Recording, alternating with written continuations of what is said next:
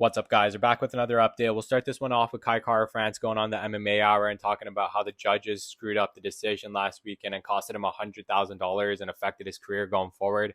Let's check out the full quote.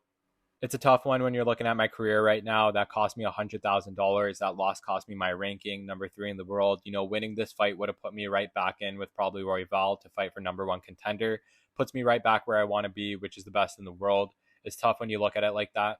You take a step back and think, what are these judges looking at? So if you guys want to check out that full interview, there's a link down below. For our next update, we got Chris Weidman finally making his return after April 2021 when he snapped his leg against Uriah Hall just seconds into that fight. He's finally returning at UFC 292. He'll be facing off against Brad Tavares. Here's what he had to say about his return. The last 2 years have been the hardest of my life. I don't want to cry. I'm not going to cry, but I don't know if you know this, but I snapped my leg in half in April 2021, and I wasn't sure if I was ever going to be able to compete again in anything.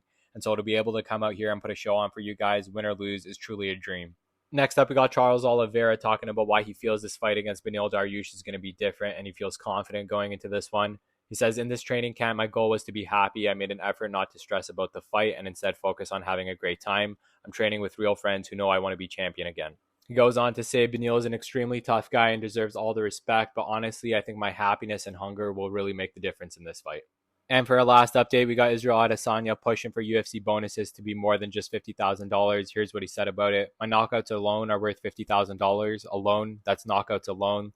Like my last one, bonus 50,000. I get paid. I've said this. The UFC sometimes they bump it up to 100 for certain cards.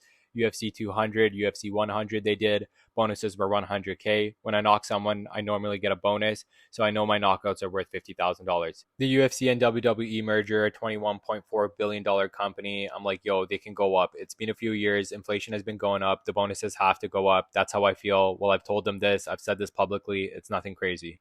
So those are all the updates I got for today. If you guys want quick MMA news like this, make sure to follow along. Hope to see you guys in the next video.